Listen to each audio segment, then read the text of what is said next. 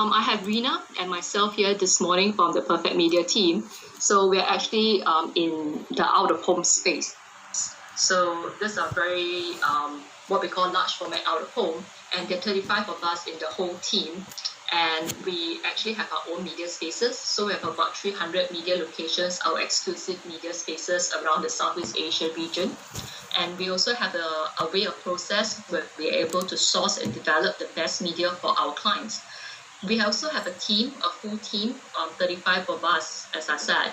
And not only are we in the media space, we're also in the creative out-of-home, and we have our own in-house installation teams. So this is what we do in a nutshell.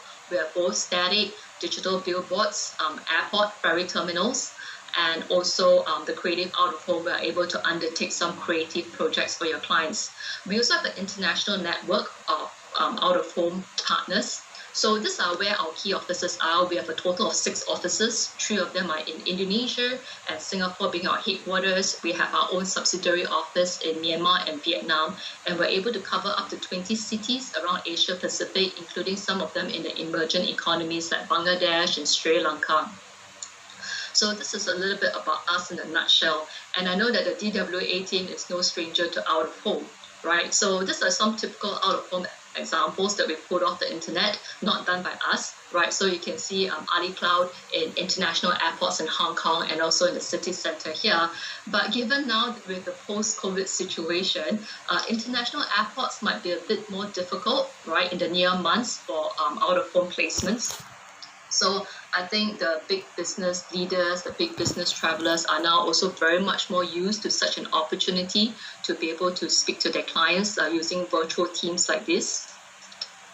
Big conventions, right, that B2B brands make a big splash, do a 1 week kind of blitz, right, in convention areas. So just in February, I think the World Mobile Congress in Barcelona that was supposed to be held has been cancelled at the last minute.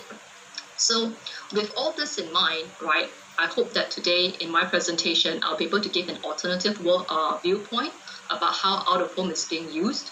Obviously, the Perfect Media team work with a whole range of customers, right? So we have clients that are in the B2C, we have government-related clients, and also B2B clients. So today was a great opportunity for my team and I to also take a step back to research a little bit about who the target audience is, because that's the most important thing in out-of-home is who are we trying to reach and where, okay? And acknowledging what the new normal is and really going too deep into how our B2B brands have used our media. So we are going to raise some case studies specifically to that.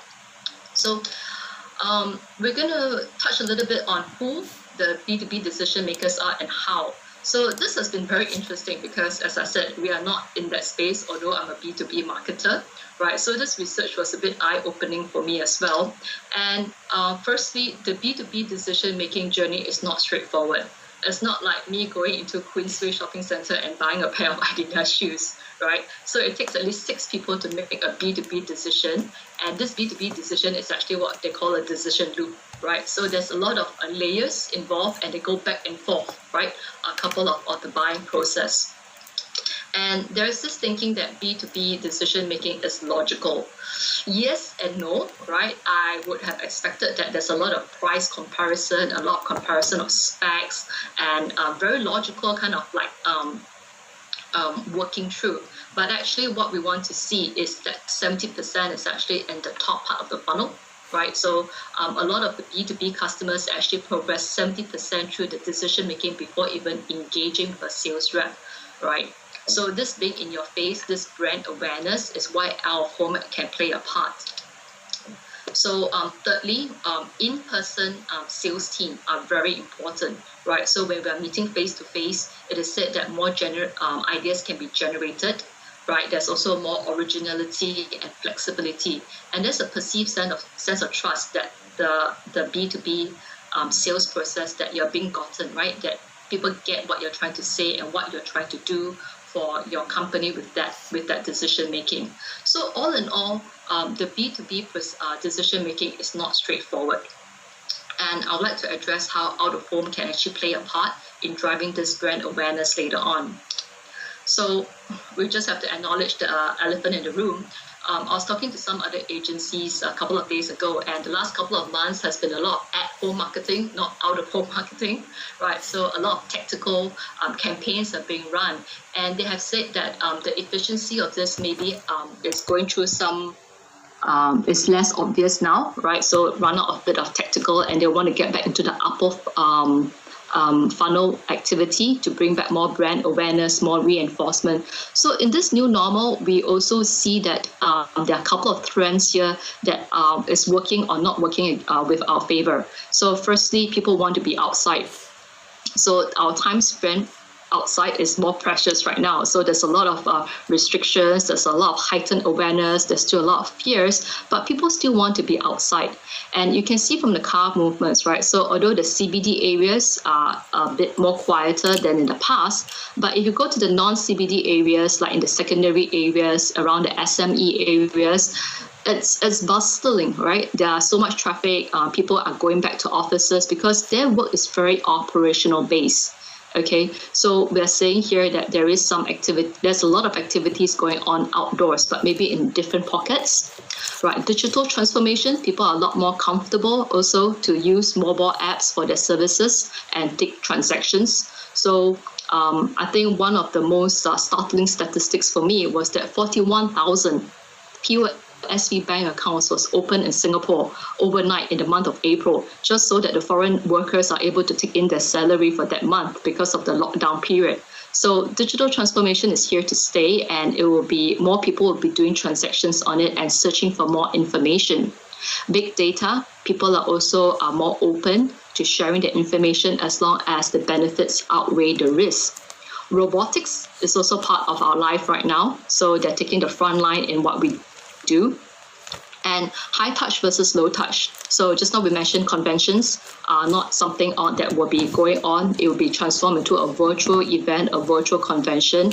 And for people like us, I think for me to be able to present to the DWA team this morning is one of the benefits, right, of this low touch situation, that we are able to talk more, have more opportunities to talk as well. So for us as marketers, we must rethink how we can replace some of these high touch needs as well.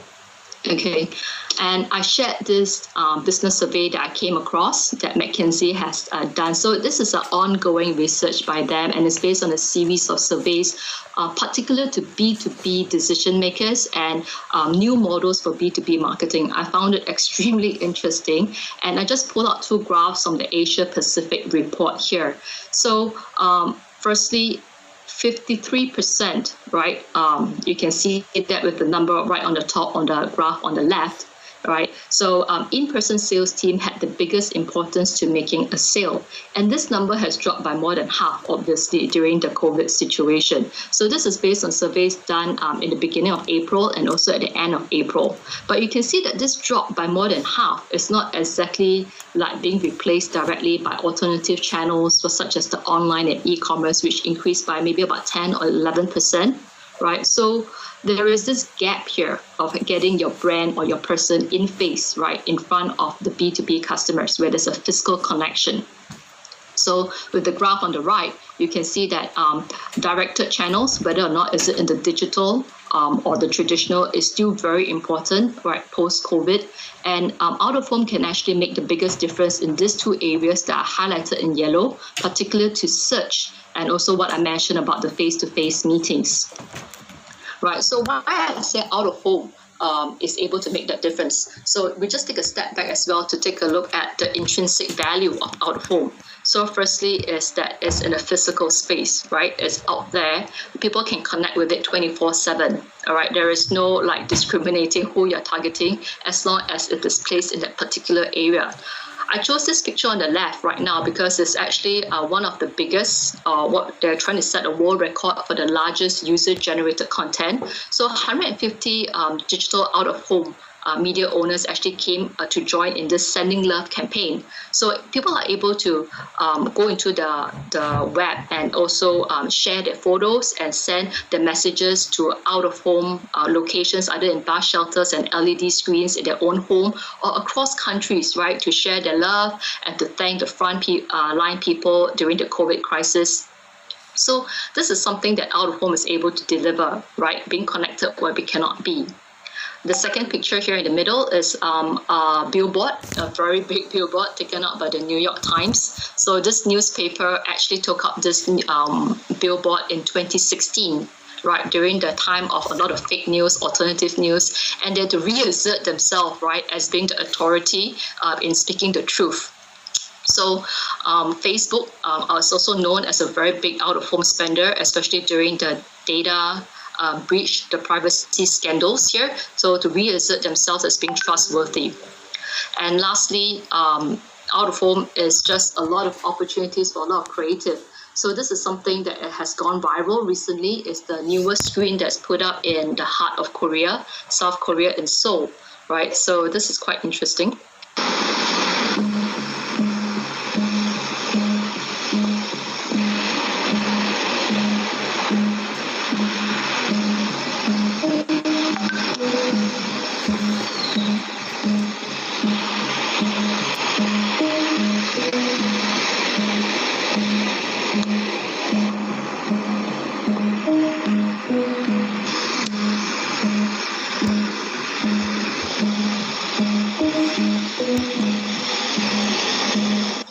Right, so you definitely be able to grab your attention with something like that, okay?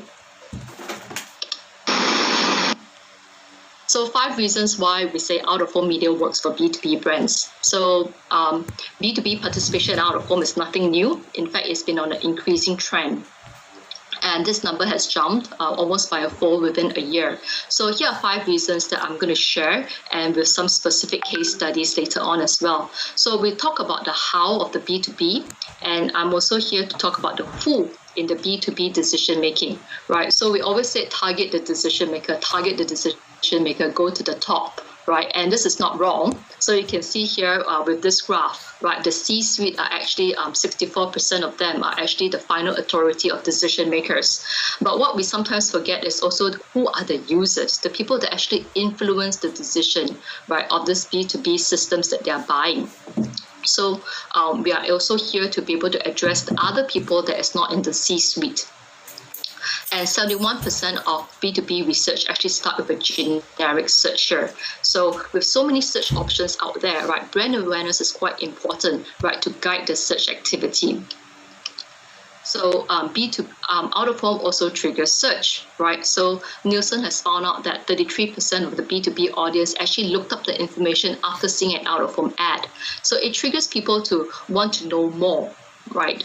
And this is just an example that I found of a Xerox bus. So Xerox is one of those cloud solutions for invoicing. So they're also doing a campaign in Singapore right now. This is a Xerox bus passing through a Xerox bus shelter outside the Xerox office in UK. So all these are opportunities to trigger search. In Singapore here, these are some of our own examples. Right, we actually did this campaign for CDG previously when they're known as Spring Singapore to encourage the office managers, the accountants, right, people besides the C-suite but are in charge of getting government grants to actually look for more government grants and be open to apply for them back in, I think this was in 2018 or 2016 period. So these are actually heading for the heavy influencers in the office. So we actually did this across like maybe 20 or 30 over hawker centers in Singapore where we put it on the tabletop advertising. We also did this for MYOB, right, with a series of about 6 billboards. So here they're actually targeting some SME areas. So what our billboards can do for your client is to give them a constant exposure. So the following are just buses that is not done by us, but it's also examples of B2B marketing in Singapore. So there's actually a shipping container company called One. There's Cara, as you have seen, and just now the Xerox example that I've mentioned, right? So all these are just simple triggers, reminders of where you might have seen that B2B brand for the heavy influences. This is an example of an SME package. So we are able to customize a package based on what you need.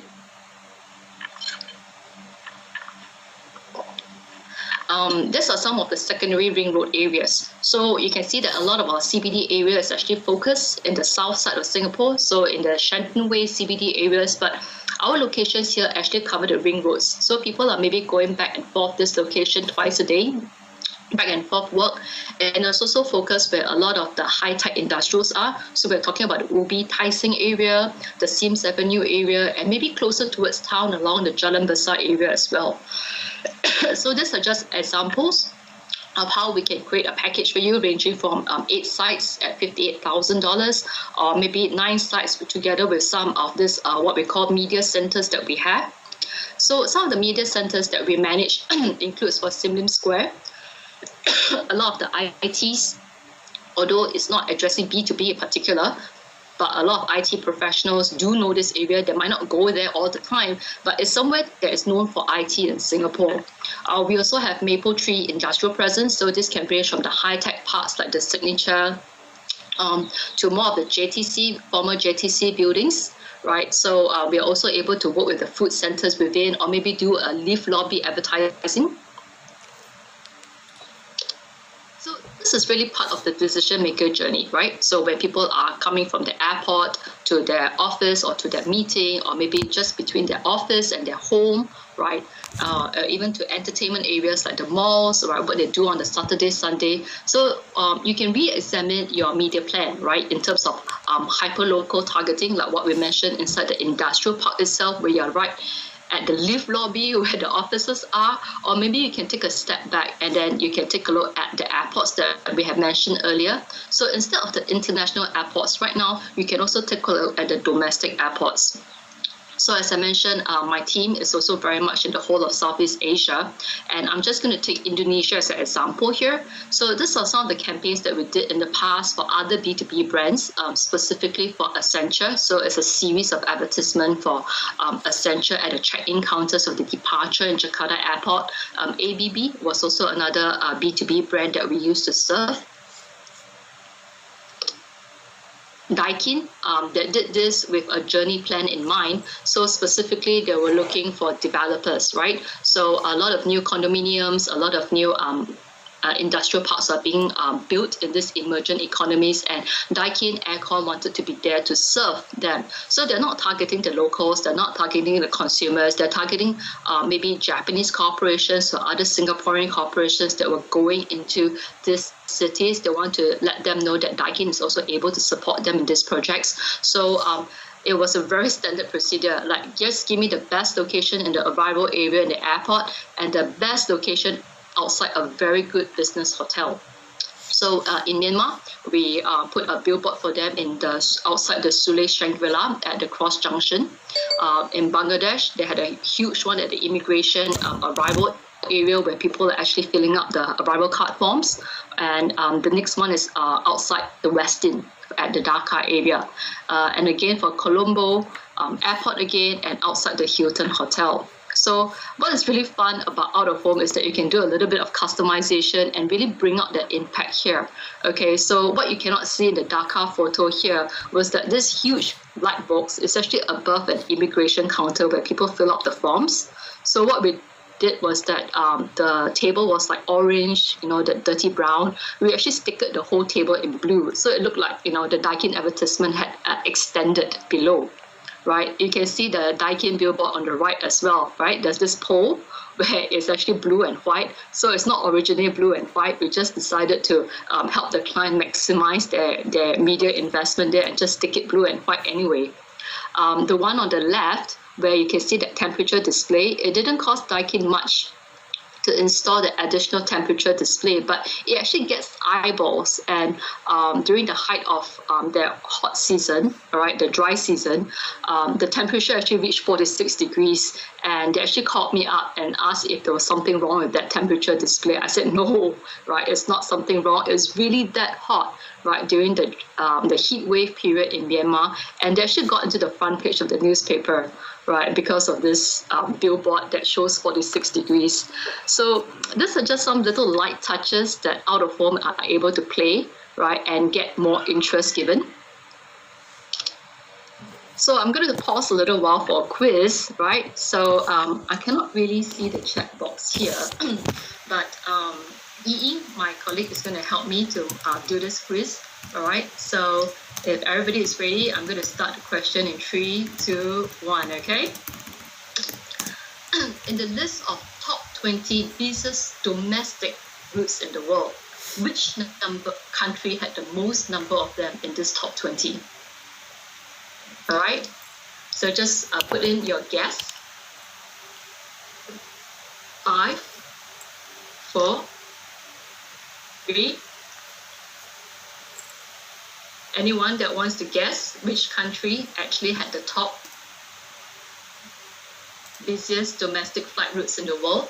So we're talking about flight routes like, between New York, Los Angeles, all right, or maybe closer to home, it would be like maybe Hanoi versus Ho Chi Minh. Anyone wants to take a guess in terms of the busiest flight routes? Okay, Malaysia. All right, any other answers? Okay, I can see China. Which? Okay, China. Okay, Philippines. Yeah, Bangkok. Okay, good. 5, 4, 3, 2, 1. Okay, and we have a winner. It's Indonesia. All right. So I guess the background maybe have given a clue, or maybe you know. Okay, so this is an amazing piece of statistics in 2019, right, that we've gotten. And you can see that domestic flight routes in Indonesia is actually one of the highest in the world right now. So maybe closer to home in Southeast Asia would be the Hanoi, Ho Chi Minh. And just now somebody mentioned America. So although Americans fly a lot, but they're not exactly in the busiest domestic routes yet. So America, you have the New York, Los Angeles, and you have the Los Angeles, San Fran. But Indonesia tops it all, right? It's even in number 8 between Jakarta and Surabaya. So why I want to bring this statistics across to you is that although international travel in the upcoming months is not going to pick up anytime soon, and a lot of the international business already know solutions like what you're sharing about, like things like Intel or maybe like Oracle and Cisco solutions, we're saying that a lot of the domestic travelers are still taking place, especially in Asia, where a lot of face time is important. So domestic routes will still play a part, and these are the organizations that will want to adapt more IT solutions. So we're not talking about the small companies in Indonesia, we're talking about really big ones, right? Like Sinamas, the Lipo Group, right? In Malaysia, there's the Petronas and many of the banks. So these are some of the more popular routes in some of the major Southeast Asian countries, and there's a lot of flight time taking place. So this is, it could be a blue ocean, right? When you think about the opportunities involved, because in Asia Pacific, a lot of the face time, especially in the power distance between the CEOs and between the middle management to take care of their outlying offices, a lot of face time is still required here. And this is an opportunity for you all to maybe share this with these big organizations here. So a lot of the middle management and executives do spend a lot of time commuting for flights as well. And you can see this is just one example. I don't want to go through each country, right? So I'm just going to take Indonesia as an example here. This is an archipelago, right? So flights are like taking a bus for them, okay? So let's say if you want to do something that is within each of the major cities, we put out a couple of major cities here, or you can do one that is actually like between a couple of cities as well. So for Bank Mayapada here, we actually targeted 3 cities for them. So specifically the examples here that I show you is for Medan, who is very much the West Indonesia hub, and they're really known for a lot of the plantations, that's palm oil plantations in the west of Indonesia. Batam, a very small island city next to Singapore, where they're very much into oil, gas, and shipping. Right, so they did a series of advertisements from the airports, the ferry terminals, and including the city billboards as well. So we are able to do this like intercity for most of the Southeast Asian countries, and we are also able to do it within the city themselves. So again, here are just some ideas of packages that we can do, right, in terms of the billboards and also some of the small screens. This is what we can do in Jakarta. So we can always customize this, but this is just to give you an idea about the business decision journey. Again, also in Medan, so if we're targeting 3 key areas, what we can put together for your team.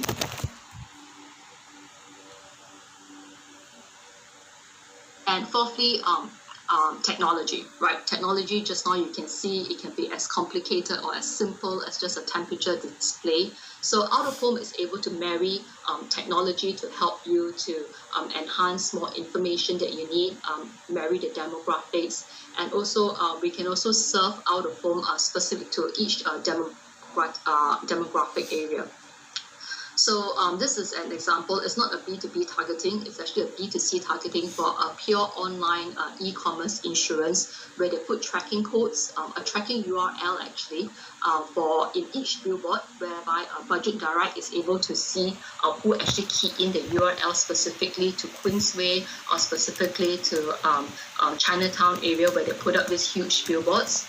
So they wanted to put up QR codes, but they're actually targeting road users, so they don't want to be accused of like using mobile screens, people to take photos and do scanning at the same time. So they use a tracking URL.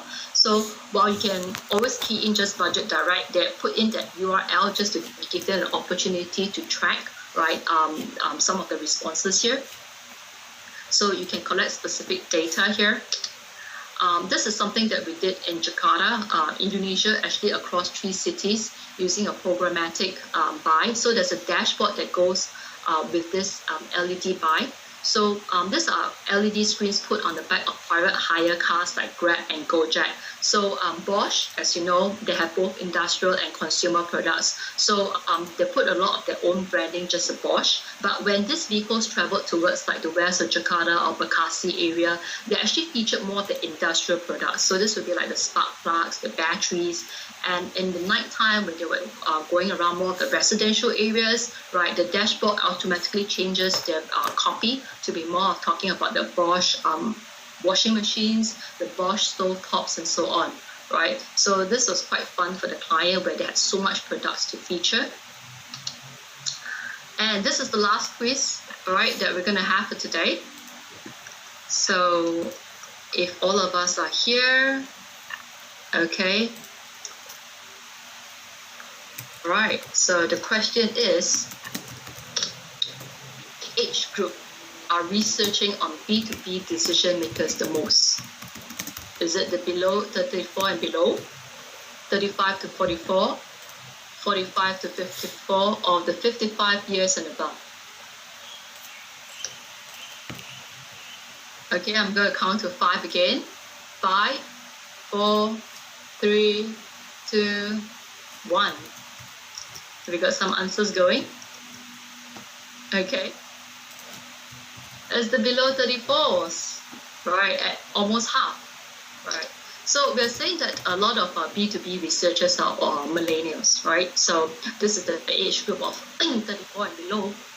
And this has set out a lot of B2B marketers that you probably already know that makes their campaigns actually more human, more approachable, and more relevant. So this could be creating some emotional links or actually coming out with more social proof that they have been used.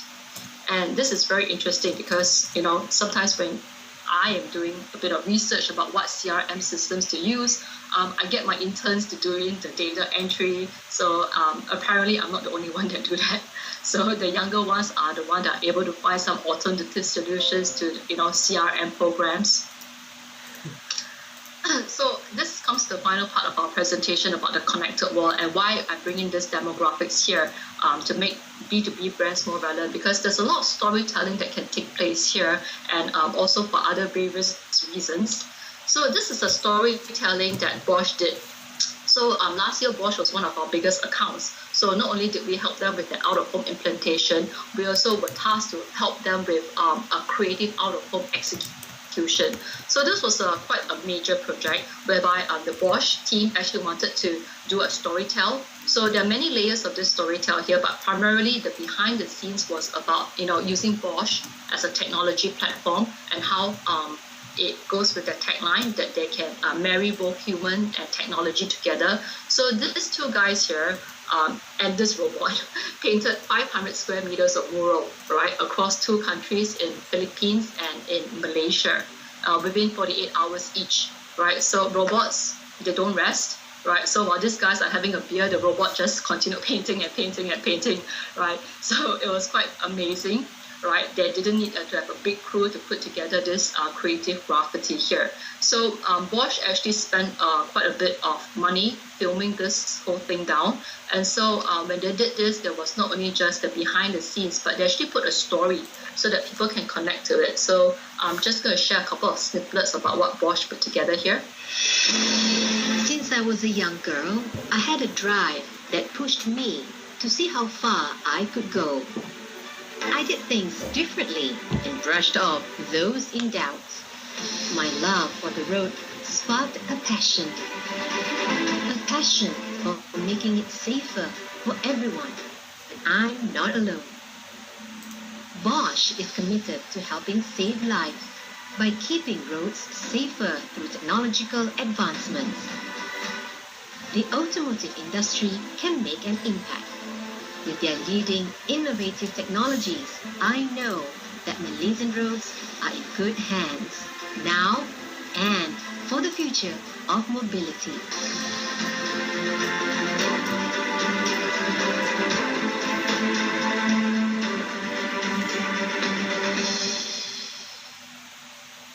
Okay, so Bosch really put themselves as a very forward-looking company with the storytell about the future of transportation. They got a celebrity to come in to be the female motorbiker.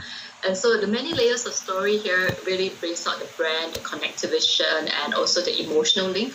So the perfect media role here was actually to source. So this location that you see here was chosen out from 13 shortlisted locations. So we sourced for the best media for them. This location is actually the heart of Kuala Lumpur at Ipoh Road. So this is where all the Hondas and all the automotive people are, the Bunsiu people are.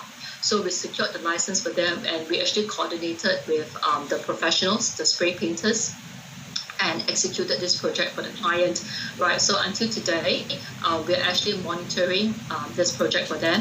And we also send them monthly inspection reports. So you can watch more on the Bosch platform. So we actually splice this video out for you to just have a feel of the storytell. Immersive experiences. So our clients also use our locations to create a more immersive brand experience. So this is a co-working space that we created at the boarding gates of Medan Airport. So people here, either they are too early for their flights or they miss their flights, right? So there's actually a bit of downtime here before they board. And while they can always hang out at the Starbucks, we created this immersive experience here where people can actually step in and use some of the products here.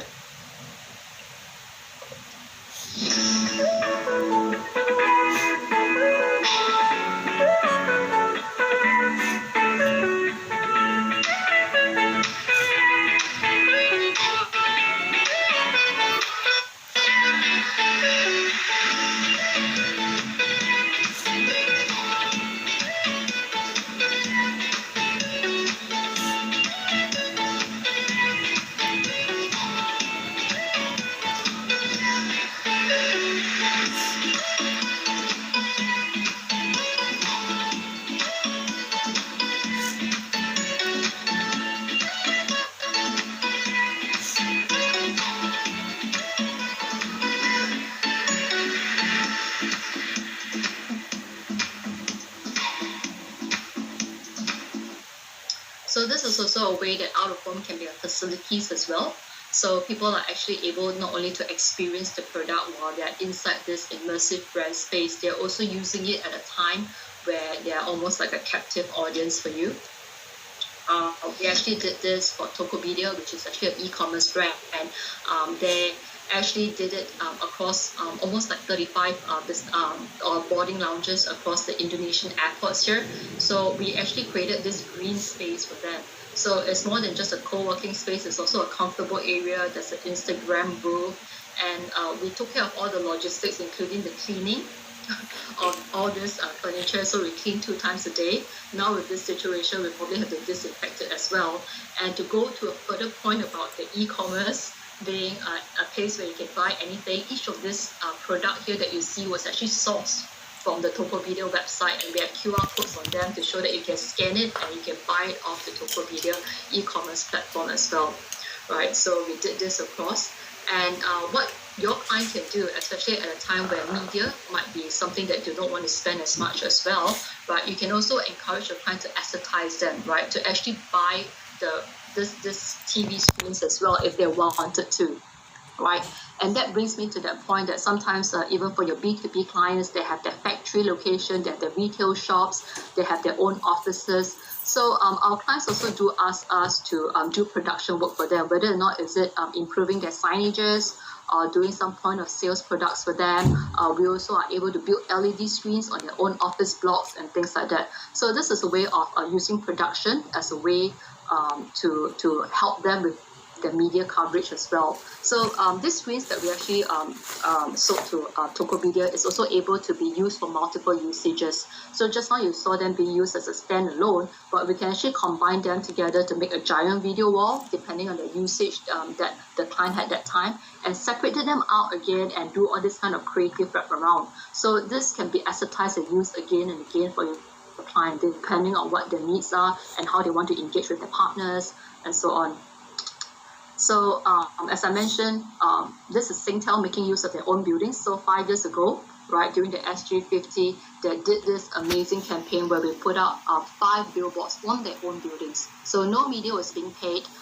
It was just a production job here. And this one was actually at the Pickering Road area. So during the National Day Parade, this location was very much featured, right, during the live coverage of the events at the Padang. So here we're able to create a wow for the SG50 for Singtel. And it also brings me to the connected world. So Singapore is just a 5.9 million, right? We're having a debate about that right now, right? So 5.9 million population, but the whole of ASEAN, we're talking about 600 over million population of people that actually are getting more and more mobile. And it's also a connected world. So just now as I talk about Bosch, the key decision coordinator is actually based out of Singapore. So he was actually in charge of the whole of Southeast Asia here. Although there was a lot of local coordination, the local officers, so the Malaysian team, the Indonesian team, all had their own plans, right? But they do look to each other for references, what has been done and what can be done. So sometimes as a regional coordinator here, you can really expand your reach beyond just Singapore. So we did this for Bosch across static billboards where they bought for 2 years. And the digital screens that they did was a short-term burst of 3 months and 3 months. So in the digital screens, they're actually able to put a lot of creatives in. So they had 5 different change-up for most of the screens. Some of them even had up to 8. Okay, so we did this across Southeast Asia for them. And the last part where we come to social proof, right? So again, B2B decision making is complex. It takes a long time. It's expensive, and decision makers are quite risk averse. So I think in the copy of your clients, usually there's a lot of social proof to show they've done it before. So just now I shared a bit about the emotional link, and also references from who else have also used the similar B2B decision, similar B2B product here, right? So this recommendation can be based on branding, right, instead of actual experience with the product as well. So if I had to go out to my boss and say that, would you like to choose Oracle versus SAP versus like an ABC brand, I would have to spend a lot more time explaining what ABC brand was, right? So when it comes to decision making, so your clients are absolutely right to spend more on above the line, getting people to know what the product is. And we have done this for our clients. This is something for MasterCard. They did a series of advertisements when they first went into Myanmar. And this is before the time where there is even the notion of credit cards in Myanmar in 2012. So they put up this series. We did a domination for them in the airport. Canon also did this in Myanmar. So they have an LG billboard there. I thought that they would do something more interesting to put up some products or put up some of the solutions, but nope, it was just Canon on the right and Canon on the left. And this location has been going on for about 5 years or 6 years right now. So it's a very, very powerful billboard for Canon, both in terms of the B2B and B2C products. Okay, so I've come to the end of my presentation. I encourage you all to do your math, right, and see how out-of-home is able to deliver ROI for your client's campaign, right? So how it can complement a lot of your online efforts as well. And I think the best thing is to give us a brief and ask your questions and see what we can customize for you or share our solutions with. So I'm not sure if we have time for questions, but at this point, anybody would like to share their thoughts or have some questions for me?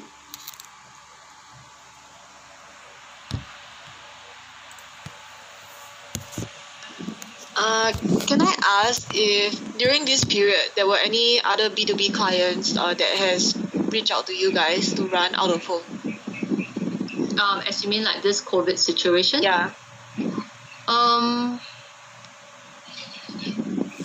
Not really. I don't think so. Right now, most of our clients are actually clients that we have sustained throughout. So most of our clients, the B2B that I mentioned, we don't have that much. Yeah, so I only can think about one of the new telcos that's launching, right? But again, that's more of a B2C kind of targeting because they're actually promoting their prepaid cards and their mobile solutions at this time, right? So I don't have any specific B2B examples in the last couple of during this period. But overall, has the inquiries increased after phase 2? Because I know that for some other out-of-home vendors, there was some activation after phase 2 started. Yeah, definitely. I think now a lot of people have to rethink how the out-of-home is able to bring more presence, right? So I have some local attractions that right now needs to retarget the local heartlanders, right? So now they're no longer able to attract the foreign tourists as much, right? So they have to rethink actually the whole media engagement, like how previously they were engaging with locals, maybe doesn't work anymore. So they want to get into a more intimate kind of engagement. So we do have inquiries like that. Some of the brands that have come to us, surprisingly, also includes tourism clients. So insurance clients as well. They're all rethinking about how to engage their clients on the emotional and also closer touch points. Yeah. So I think some recent trends also, maybe before even this COVID situation, we have banks that also come to us specific for SME banking, right? So as you know, with the new bridging loan from the government, a lot of the SME banks, a lot of the SME companies are now the new so-called target for banks to be able to service better and also to take care of them, and also government also to take care of these SMEs. So SME targeting has been always big for us in the TPM Singapore.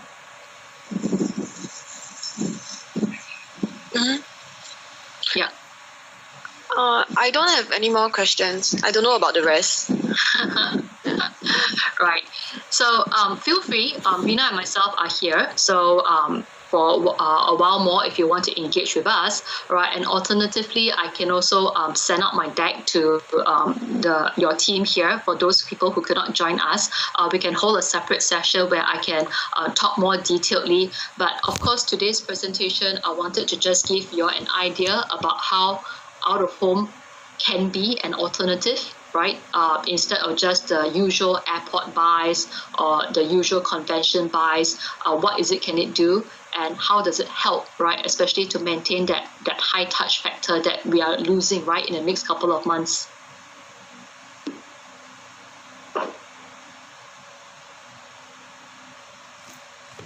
So everybody, thank you for your time, and thank you to the winners. Do we have some same winners again? I'll go through the list later. So I couldn't really toggle through the screens very well just now, right? So I'll definitely have my team to reach out to you with your prizes. And I hope today's presentation has been something for you to think about. And if you need more examples, please feel free to come to us. So once again, happy Friday to everybody. Next Friday, we have something exciting for the whole of Singapore. So I'm very glad that I was able to meet you this Friday. Great, thank you. Thank you, everybody.